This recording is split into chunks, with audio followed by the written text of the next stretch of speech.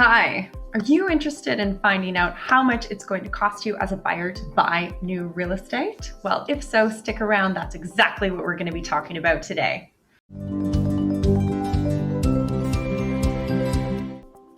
Hi, I'm Jen Corrigan with EXP Realty, and today we're going to be talking about all of the things that you're going to need to pay when you're buying new real estate. And I'm not just talking about your down payment. So we've got your top 9 things as well as a couple of few extras sprinkled in. So we'll start from the top and we'll bring it back down.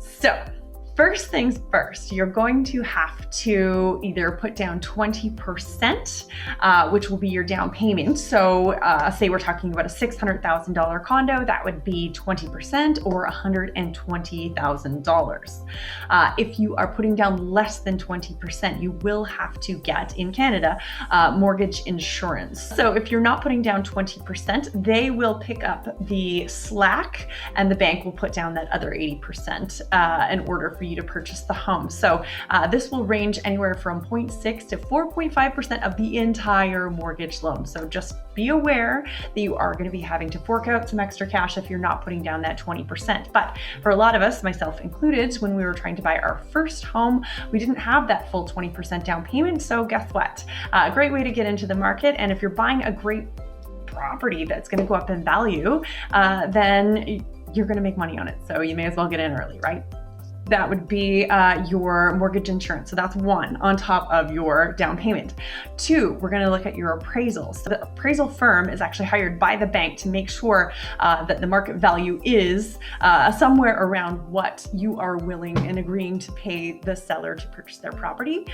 So you're going to pay anywhere between maybe $350 to about $450 per appraisal, maybe a little bit more depending on the scope of work.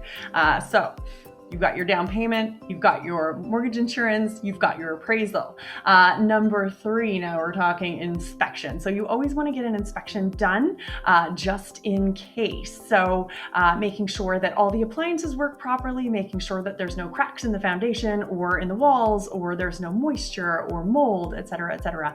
Really important because yes, the sellers are required to tell you if they know of something, but if there's something they don't know about, you're going to be stuck with a dud.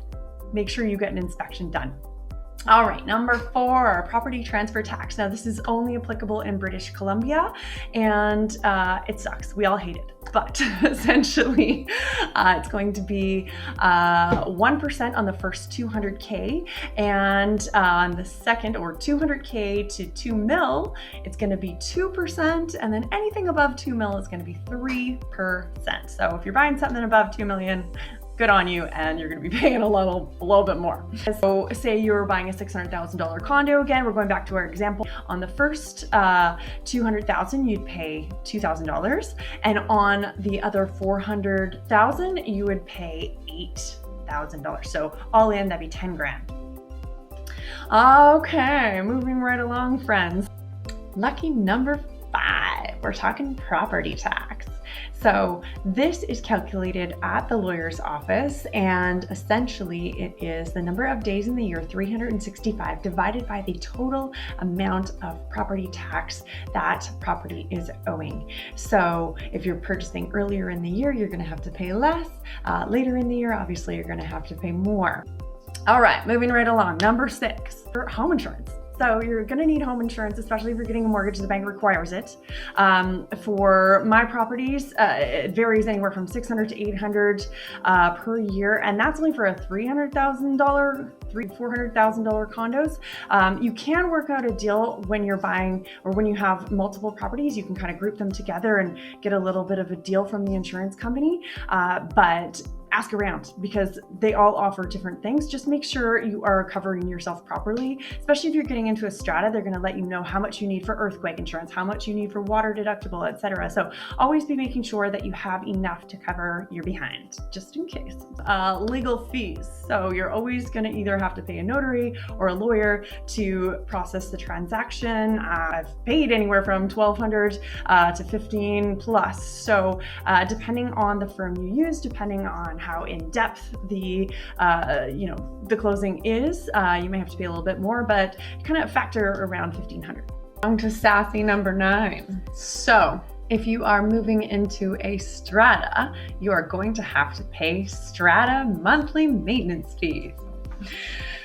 Number 10, we're talking land. So if you are purchasing a property on land, your own place, maybe you want to do a survey to make sure that what the seller is saying the land size is actually the case. So you can hire a survey company to come out and look, but oftentimes there will be the outline the size of the property on the statement, and also you can find that on BC Assessment. Last but not least, here we go, my friends. This is number 11. So if you are purchasing a brand new property, you will have to pay some GST. So that's 5% of the purchase price. It does add up. So just be aware, 5% GST. You can ask for some of that back if you're moving in, or if you're renting out, look online to find the forms. They are in depth and take a long time to fill out, but you can get 36% or more back when you fill out the forms and request your GST refund. Okay, I hope that helps. If you have any questions, please let me know, and feel free to download my top 10 tips for buyers in the link below. Have a great day, talk soon, and bye for now.